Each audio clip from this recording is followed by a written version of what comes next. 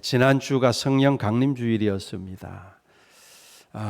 그래서 성령이라는 주제로 제가 말씀을 전하고자 하는 마음이 있어서 한 주가 지났지만 좀 성령이라는 주제를 가지고 함께 말씀을 좀 나누어 보고자 합니다. 물론 여러분들 성령에 대해서는 여러분들 설교를 지금까지 얼마나 많이 들으셨겠어요? 그래서 성령이라는 주제에 대해서 우리가 모든 것을 이야기할 수는 없고, 특별히 한 부분, 이 설교 시간이 항상 이렇게 30분을 넘지를 못하잖아요. 더 길게 할 수도 있지만 대략적으로 한 30분이라는 짧은 시간에 제가 설교를 해보니까 한 주제 다루기도 버거워요. 그래서 성령과 관련해서 오늘도 어떤 한 포인트를 제가 이야기할 겁니다. 근데 이게 굉장히 우리가 신앙생활 하는 데 있어서 굉장히 중요한 부분이기 때문에 여러분들 이제 마음을 이렇게 정돈하고 우리 함께 이 하나님의 말씀을 함께 좀 나누기를 원합니다. 그리스도인이라면은 누구나 하나님의 뜻대로 살기를 원하죠. 그렇죠? 그 사람이 진짜 그리스도인이라면 그 마음이 있어요. 이런 마음 자체가 없다. 나는 하나님의 뜻대로 살고 싶은 마음도 없고 하나님의 말씀대로 살고 싶은 마음도 없다. 그러면 그 사람은 그리스도인이 아니죠. 거듭난 사람이 아닙니다. 적어도 거듭난 그리스도인이라면 분명히 이 마음을 갖게 돼요. 하나님의 뜻대로 살아야지. 하나님의 말씀대로 살아야지. 이 마음을 갖게 되어 있어요. 그런데 마음은 그러한데 실제로 하나님의 뜻대로 사는 것이 잘 안 돼요. 이게 또 우리의 고민이죠. 마음은 원이로되 하나님의 뜻대로 사는 게 잘 안 됩니다. 기도하고 싶은데 기도해야 되는 줄 아는데 기도가 잘 안 돼요. 기도하자고 하면 왠지 부담스럽고 도망가고 싶고 하여튼 그렇습니다. 말씀을 봐야 하는 줄 아는데 그게 하나님의 뜻인 줄 알아요. 그리고 또 말씀을 보고 싶은 마음도 있는데 그게 잘 안 돼요. 이상하게 그게 잘 안 된단 말입니다. 말씀을 이렇게 펼쳐놓으면 자꾸 딴 생각이 나고 하여튼 또 전도하고 싶어요. 그죠? 여기 계신 분들 가운데 전도를 해야 되겠다 이런 마음은 다 가지고 계실 거예요. 또 전도하고 싶은 마음도 있는데 또 그게 마음처럼 잘 안 됩니다.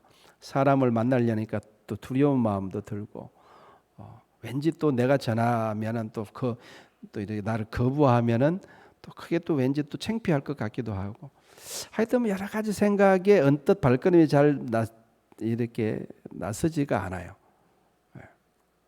주일날 교회에 나가서 예배 드려야 되는 줄 아는데 그게 또 잘 안 돼요. 이런 여러 가지 하나님의 뜻대로 살아야 하는 줄 알면서도 그게 잘 안 돼요. 마음은 이렇게 무거워요. 하나님의 뜻대로 살지 못하는 것에 대해서 마음은 무거워서 그래서 하나님의 뜻대로 살아야지 그렇게 마음을 먹지만 내 마음 내 뜻대로 움직여주지 않는 겁니다. 그래서 오늘 우리가 읽은 로마서 8장 이전에 7장 24절에 보면 사도 바울이 뭐라고 고백합니까? 사도 바울이 성경을 보세요. 7장 24절 뭐라고 고백합니까? 오호라 나는 공고한 사람이로다. 이 사망의 몸에서 누가 나를 건져내랴. 이렇게 말씀합니다. 마음은 있어도 몸이 말을 듣지 않는 거예요. 몸은 자꾸만 사망의 길로 가는 겁니다. 생명의 길로 가야 되는데 하나님의 말씀대로 살아가는 게 그게 생명의 길인데 그걸로 가야 되는데 내 몸은 어떻게 된 게 자꾸 사망의 길로 가는 거예요. 몸이 말을 듣지 않는 겁니다. 그게 사도 바울의 고민이었고 저와 여러분의 고민이기도 하죠. 여러분 7장 15절을 보시기 바랍니다. 15절 같이 한번 읽어볼까요? 시작. 내가 행하는 것을 내가 알지 못하노니 곧 내가 원하는 것은 행하지 아니하고 행함이니라. 사도 바울이 자기 자신을 이렇게 살펴보니까 자기가 원하는 바대로, 그러니까 하나님의 뜻대로 사는 게 자기가 원하는 건데 그렇게 사는 것이 아니라 도리어 자기가 미워하는 죄를 따라 행하는 자신을 본다는 거예요. 그래서 도대체 자기가 뭘 하고 사는 건지 모르겠다. 내가 도대체 뭐 하고 사는지 모르겠다. 지금 이렇게 고백하고 있는 거예요. 내가 행하는 것을 내가 알지 못하노니 내가 지금 뭐 하고 사는지 모르겠다. 이게 바울의 고백입니다. 그러면서 자신이 한 가지 깨달은 게 하나 있다고 그러는데 21절을 보실까요? 21절에 21절 같이 읽어보겠습니다. 시작. 그러므로 내가 한 법을 깨달았노니 곧 선을 행하는 악이 함께 있는 것이로다. 내 속 사람으로는 하나님의 법을 즐거워하되 내 지체 속에 한 다른 법이 내 마음의 법과 싸워서 내 지체 속에 있는 죄의 법으로 나를 사로잡아 가는 것을 보는도다. 이렇게 고백하죠. 사도 바울이 깨달은 게 뭡니까? 자기 안에 두 가지의 법이 있다는 것을 깨달았다는 거예요. 하나는 하나님의 법이고 하나는 죄의 법이다. 이 두 법이 내 안에 있다. 그러니까 내 속 사람으로는 하나님의 법을 즐거워하고 하나님의 법대로 살기를 원하지만 내 안에 있는 또 다른 죄의 법이 그걸 그대로 내버려 두지 않는다는 거예요. 그래서 오히려 그 죄의 법이 나를 사로잡아 가지고 자꾸 자기 쪽으로 끌고 간다는 겁니다. 근데 이렇게 계속 가다가는 결국 사망인데 그걸 알거든요. 그래서 누가 나를 좀 건져달라고 호소합니다. 오라 나는 공고한 사람이로다. 누가 이 사망의 몸에서 나를 건져내랴. 나를 좀 건져내달라고. 이 나를 질질 끌고 가는 이 죄의 법에서 나를 좀 구원해달라고. 이렇게 좀 호소하고 있는 거죠.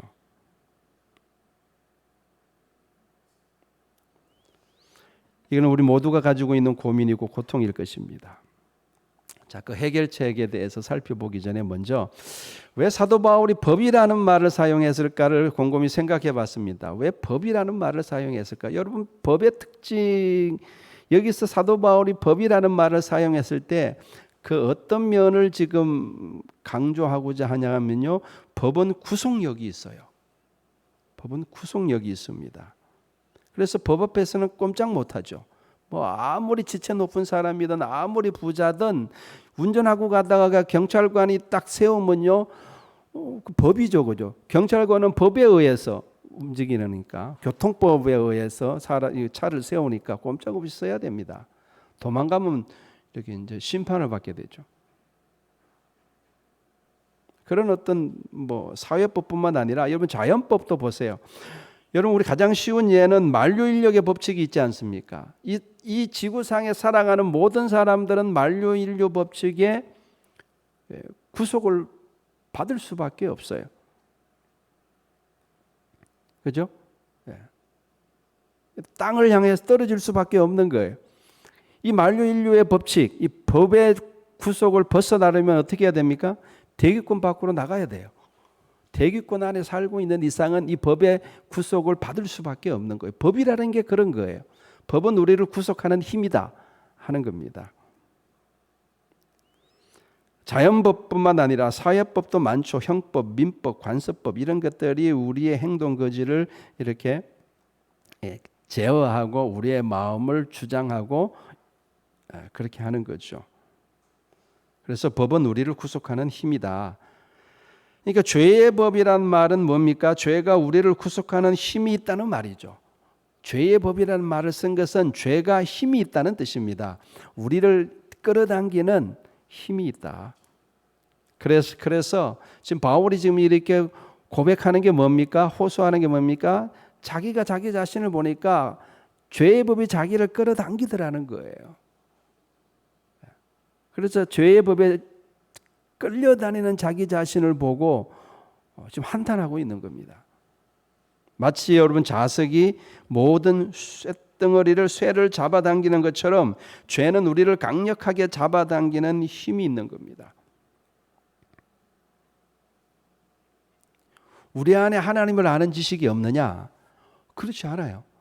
저도 그렇고 여러분들도 그렇고 하나님을 아는 지식은 뭐 편차가 있겠지만 개인마다 기본적으로는 다 갖고 있죠. 어떻게 해야 천국이 있고 지옥이 있다는 것도 우리가 알고 있고, 어떻게 해야 천국 가는지도 알고 있고, 어떻게 살아가는 것이 하나님의 뜻인지 뭐 자세히는 몰라도 대충은 우리가 다 그런 지식들을 가지고 있습니다.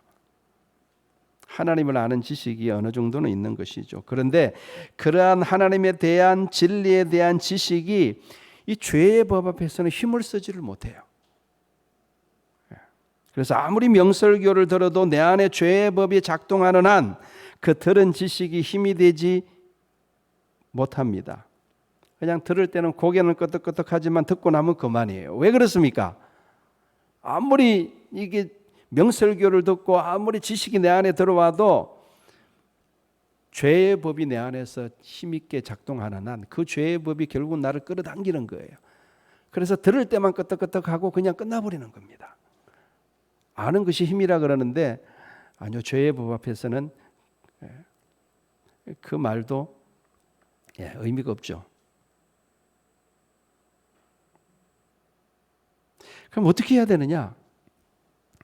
오늘 여러분들 바울이 깨달은 것, 우리 안에 법이 두 가지가 있다 그랬죠, 그죠? 하나님의 법이 또 있어요. 그러니까 우리 안에 또 다른 법인 성령의 법, 생명의 성령의 법이라고 오늘 본문에 말하죠. 생명의 성령의 법이 작동해야 됩니다. 다시 말해서 쉽게 말하면 성령 받아야 된다는 말이에요. 우리가 성령 충만 받아야 됩니다. 그래야지 비로소 그 죄의 법에 끌려다니는 그 삶을 우리가 마감하고 정말 하나님의 뜻대로 살아갈 수 있는 그리스도인이 될 수 있다는 이야기입니다. 그때서야 비로소 우리가 들은 하나님에 대한 지식이 힘을 발휘하기 시작하는 겁니다. 지식만 가지고는 안 돼요. 우리 안에 또 다른 법, 생명의 성령의 법이 우리 안에 작동을 해야 되는 겁니다. 여러분, 내 안에 성령이 임하시면요, 그 성령님은 나를 끌어당기는 힘이 있습니다. 마치 죄가 나를 끌어당기는 것처럼 성령도 나를 진리 쪽으로 끌어당기시는 거예요. 그래서 힘이고 법인 거예요. 성령의 법인 거예요. 죄가 힘이 있듯이 성령도 힘과 능력이 있습니다. 오직 성령이 너희에게 임하시면 너희가 권능을 받아. 권능이라는 건 뭡니까? 권세와 능력의 줄임말이에요. 디나미스, 다이너마이트 같은 힘이 성령에게 있다는 이야기. 그래서 성령이 우리를 사로잡으면은 우리를 끌어당기시는 거예요. 우리를 끌고 가실 수가 있는 거예요. 어디로요? 진리 쪽으로. 하나님의 뜻을 행하는 그쪽으로.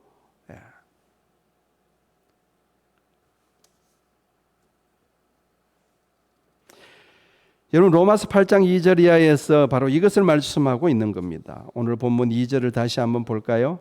이는 같이 읽겠습니다. 2절 시작.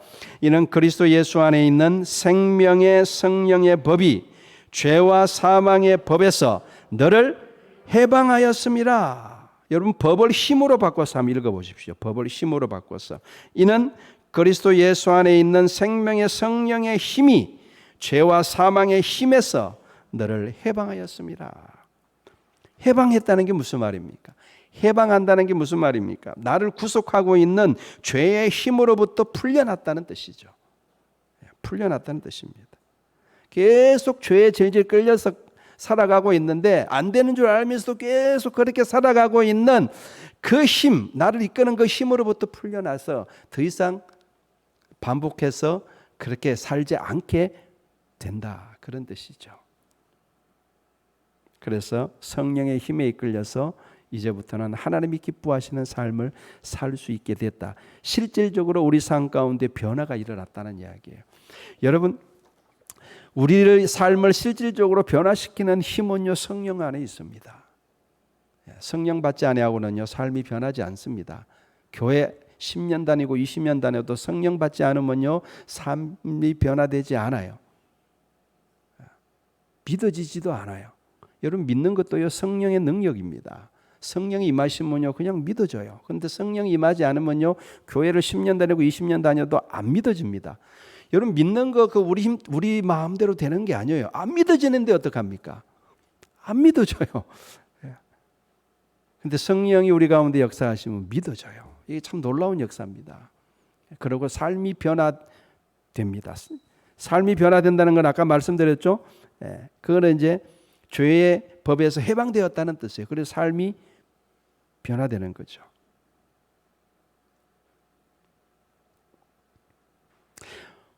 사절을 볼까요? 4절, 오늘 본문 4절. 육신을 따르지 않고 그 영을 따라 행하는 우리에게 율법의 요구가 이루어지게 하려 하심이니라. 육신을 따른다라는 것은 죄의 법에 이끌려 간다는 뜻이죠. 그리고 영을 따라 행한다는 말은 성령께서 잡아당기는 성령의 법에 이끌림을 받는다는 그런 의미죠. 그렇다면 어느 쪽으로 이끌림을 받는가 하는 것은 무엇에 달려 있겠습니까? 내 안에 역사하는 힘이 어느 쪽 힘이 세느냐, 여기에 달려 있는 겁니다. 여기에 달려 있는 거예요. 여러분 자신을 가만히 들여다보세요. 내 안에 성령의 힘이 강하게 역사할 때는요, 교회 나오는 것도 이렇게 즐겁고 기쁜 마음으로 나올 수 있어요. 근데 내 안에 성령의 힘이 약해지고 죄가 나를 끌어당기는 힘이 강해지면 강해질수록 교회에 나오는 발걸음이 그렇게 무거워요. 안 그렇습니까? 그렇게 무겁습니다. 나가기 싫어요. 말씀 보는 것도 마찬가지죠. 성령께서 내 안에 강력하게 나를 이끌어 당기시면은 말씀 보는 게 즐겁고 계속 진짜 말씀이 정말 꿀송이처럼 달고 더 읽고 싶고 막 더 듣고 싶고 막 그러죠. 기도도 마찬가지고. 전도도요. 누가 전도할 수 있냐면 성령 받은 사람이 전도하는 거예요. 전도해라 한다고 할 수 있는 게 아니라 성령 받으면 성령 충만 받으면은 전도하게 되어 있어요. 틀림없이 그렇습니다.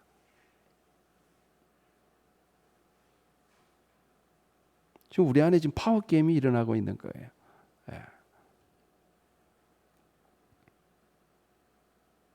우리가 예수 믿고 구원받기 전에는요, 우리 안에 죄의 법만 있었습니다. 그래서 속절없이 죄의 법에 끌려다니며 살았죠. 그런데 우리가 예수 믿고 구원받은 다음에 우리 안에 또 다른 법이 생겼습니다. 바로 생명의 성령의 법이 생긴 거죠. 죄의 법이 힘이 있듯이 성령의 법도 힘이 있다 그랬습니다. 죄의 법은 우리를 죽이는 힘이고 성령의 법은 우리를 살리는 힘입니다. 그래서 생명의 성령의 법인 것이죠. 이 성령의 법은 죄의 법보다 훨씬 더 강력한 힘을 발휘합니다. 그래서 예수님은 하늘로 승천하시기 전에 제자들에게 성령 받기 전에는 아무것도 하지 마라. 해봤자 소용이 없으니까 뭘 한다고 내 의지를 가지고 뭐 한다고 해도 결국은 죄의 법에 사로잡혀서 다시 원위치 될 게 뻔하니까 성령 받기 전에는 아무것도 하지 마라. 성령 받기 전에는 예루살렘을 떠나지도 마라. 그렇게 예수님이 말씀하셨습니다. 그리고 예루살렘에 머물러 오직 기도하기에만 힘쓰라. 그래서 예수님이 하늘로 승천하실 때 거기 모였던 120명 그 성도들이 마가의 다락방에 모여서 일주일 동안 뭐만 했어요? 기도만 했어요. 성령 뭘 기도했어요? 아버지의 약속하신 것 성령을 받기를 간절히 기도한 거예요. 그리고 그들이 비로소 오순절날 성령을 받고 성령 충만을 받고 그때부터 전도하기 시작합니다. 서슬퍼런 예수 믿다가 붙잡히면 죽음을 당할 수도 있는 그런 험악한 분위기 속에서도 그런 분위기 상황 아랑곳하지 않고 담대하게 나가서 예수 그리스도를 외치는 겁니다. 그 힘, 그게 어디서 나왔겠어요? 그게 성령 받고 그 힘이 생긴 거죠. 그리고 그 120명의 성도들이 모여가지고 진짜 사랑 안에서 서로 사랑하며 하나가 되는 그 힘도 성령 안에서 나오는 거예요. 모여 있다고 하나 되는 거 아니죠? 서로 사랑하라 그런다고 서로 사랑할 수 있는 거 아니죠? 그거 마음은 원해도 잘 안 됩니다. 왜 그렇습니까? 아까도 제가 말씀드렸지만 내 안에 있는 죄의 법이 자꾸 나를 끌어당긴다니까요. 이기적인 어떤 그런 욕망, 욕심, 시기심, 미움, 질투 이런 것들이 자꾸 나를 끌어당겨요. 그래서 저 하나 되기가 어렵습니다. 오직 우리가 하나 될 수 있는 것은 우리 모두 다 성령 충만 받으면 진실로 하나 되는 공동체가 이루어질 줄로 믿습니다. 할렐루야. 그래서 여러분 우리 그리스도인들에게 유일한 한 가지 소망이 있다면 다 성령 받는 거예요. 성령 충만 받아야 될 줄로 믿습니다. 그래야 우리 각자가 죄와의 싸움에서 승리하고 하나님의 뜻을 이루는 거룩한 삶을 살아가게 될 줄로 믿습니다. 그리고 우리 말씀 사랑 교회가 하나님의 뜻을 이루는 거룩한 공동체가 될 수 있는 줄로 믿습니다. 다른 방법이 있다고 생각하지 마세요. 제가 지금 25년 정도 지금 목회하고 있는데 아무리 생각하고 또 생각하고 또 생각해도 이 길밖에는 없어요. 이 길밖에는 없습니다. 예수 그리스도를 구주로 영접함으로 구원받고 또 성령 받음으로 말미암아 하나님의 뜻대로 주께서 우리에게 주신 말씀대로 살아가는 것, 이거 외에는 우리에게 길도 없고 소망도 없습니다.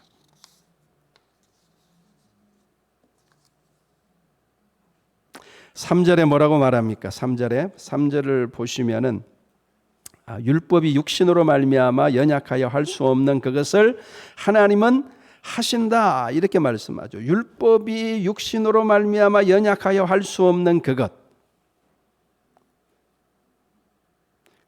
그게 뭐겠습니까? 하나님의 말씀대로 사는 걸 이야기하는 거죠. 하나님이 우리에게 많은 말씀들을 하셨고 많은 명령들을 하셨잖아요. 그런데 그거를 행할 능력이 우리 가운데 없어요. 육신이 연약하다는 것은 우리의 의지가 연약해서 자꾸 죄의 법에 끌려간다는 거예요. 그래서 우리 스스로는 하나님의 말씀에 온전히 순종할 수 있는 힘과 능력이 없는데 그걸 하나님이 하신다. 무슨 말입니까? 내 안에 계신 성령 하나님께서 우리 안에 들어와서 우리에게 힘을 주시면 우리가 할 수 있다. 그런 이야기 아니겠어요? 우리 힘으로는 안 되는데 성령이 할 수 있게 해주신다는 것이죠. 여러분 우리가 우리 말재주로 사람을 변화시킬 수 있겠습니까? 한 사람을 예수 믿게 만들 수 있겠어요? 해보신 분들은 알겠지만 어렵습니다. 어려워요. 내가 아무리 설득하려고 막 논리적으로 설득해도 내 설득으로 말미암아 그 사람이 예수님을 믿는 게 아니죠. 그런데 베드로에게 성령이 충만히 임하시니까 성령이 그냥 베드로가 성령의 인도하심 따라 그냥 이렇게 외쳤는데 한꺼번에 3,000명이 주께로 돌아오는 역사가 막 일어나 버리는 거예요. 이건 성령의 역사죠. 우리 힘으로는 안 되는데 성령의 역사로 가능한 겁니다.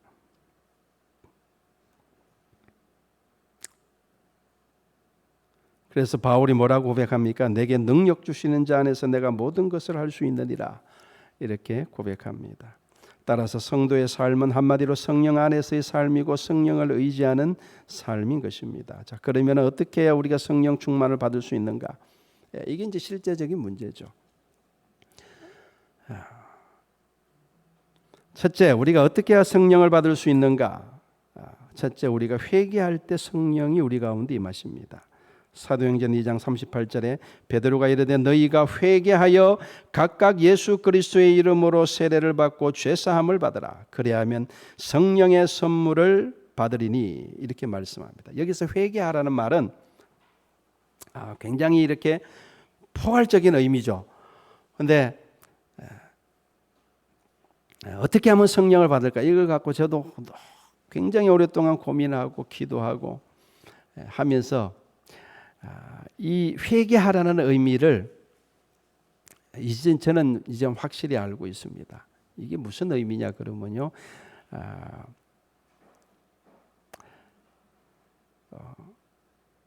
지금까지 우리가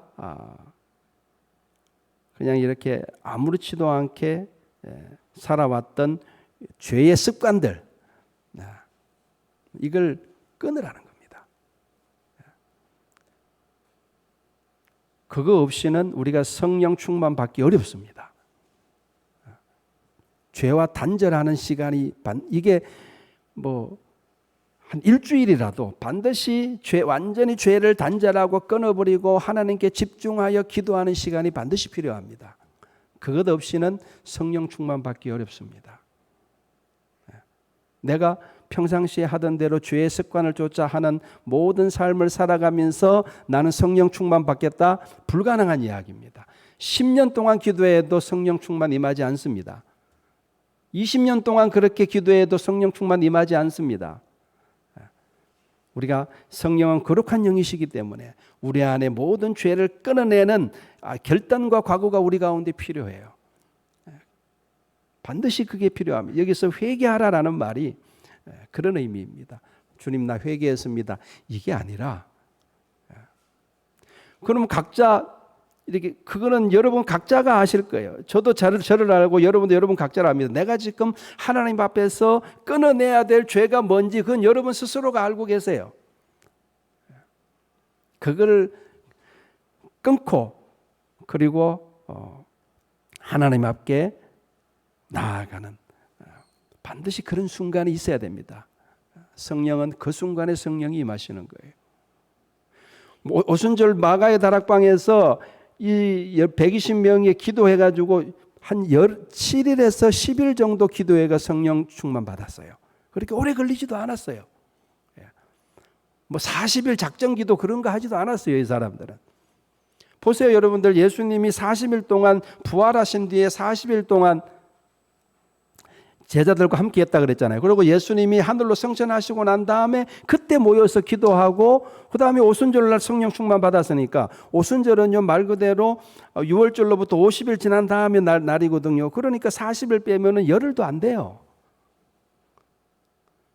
제가 이 말씀을 왜 드리느냐, 정말 성령 충만 받기를 원한다면요 작정하고 여러분들 일주일만 하나님 앞에 정말 하나님께 내어드리면 성령 받을 수 있다라는 이야기를 제가 말씀드리고 싶은 거예요. 오히려 우리에게 성령 주시기를 하나님은 더 원하세요. 근데 죄의 꼬리를 완전히 끊어버려야 됩니다. 그리고 하나님 앞에 간절히 기도하는 거죠. 정말 간절히 기도해야 됩니다. 그래서 우리가 어떻게 성령 충만을 받을 수 있느냐? 기도할 때 성령이 임하시는 거예요. 사도행전 4장 24절 32절 보면은 그들이 듣고 한 마음으로 하나님께 소리를 높여 기도하는데 그 빌기를 다음에 모인 곳이 진동하더니 무리가 다 성령이 충만하여 담대히 하나님의 말씀을 전하니라. 이렇게 우리에게 소개하고 있습니다. 간절히 소리 높여서 하나님께 기도했다는 거예요. 그러니까 그 기도하는 가운데 성령께서 임하신 거예요.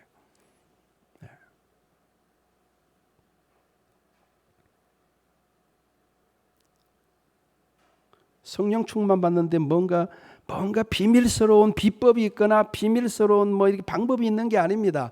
무엇보다도 내가 성령을 사모하는 마음이 우리 가운데 있어야 되고 성령 받기를 간절히 바라는 마음으로 내가 지금까지 살아왔던 모든 죄의 습관들을 단호하게 끊어버리는 각오가 우리 가운데 있고 그리고 그 간절한 마음으로 하나님 앞에 기도하면은 얼마 되지 않아서 다 성령 충만 받을 수 있습니다.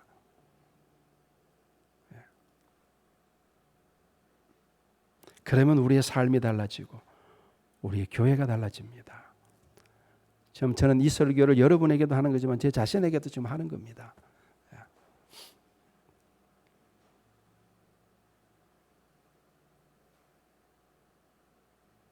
여러분 성령을 사모하시기를 바랍니다. 성령 충만 받으시기를 주의 이름으로 축원합니다. 우리 말씀 사랑 교회가 다시 일어날 길은 우리가 성령 충만 받는 길 외에는 없습니다. 여러분 교회는요 우리 믿는 사람들의 모임이지 않습니까? 그래서 교회가 살아나려면은 우리 각자가 성령의 능력으로 다시 일어나야 되는 거예요.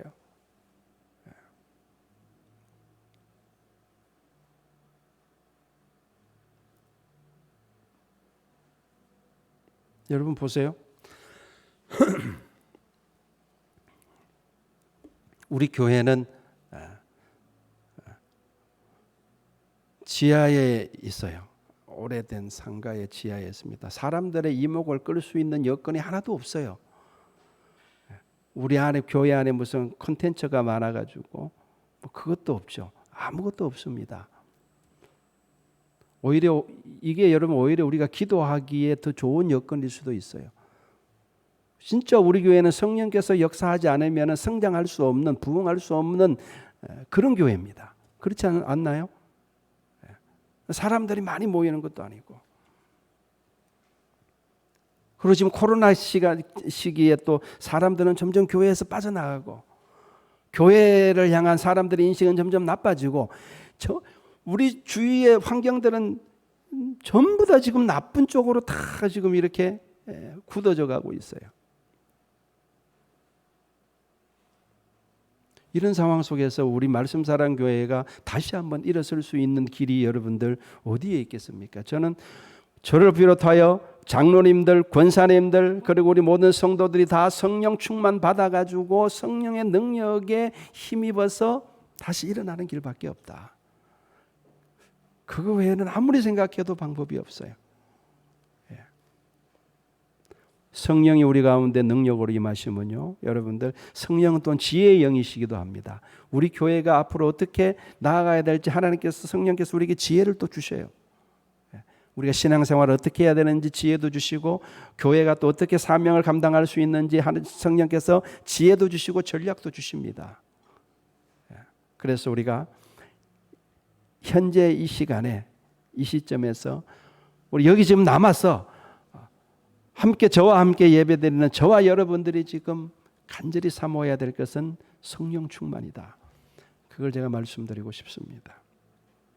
성령의 능력을 힘입어 사는 사람은요, 주의 일만 잘하는 것이 아니라 세상 일도 잘하게 될 줄로 믿습니다. 왜냐하면 성령께서 매사에 우리에게 지혜를 부어주시는 지혜의 영이기 때문에 무슨 일을 하든지 그 일이 성취되도록 돕는 능력에 성령 또 능력의 영이시기 때문에 그렇습니다. 그래서 오늘 이 말씀을 통하여 우리 모두가 성령에 대한 목마름을 가지고 성령 충만을 받기를 간절히 사모하며 결단하고 기도하는 저와 여러분 되시기를 주의 이름으로 축원합니다.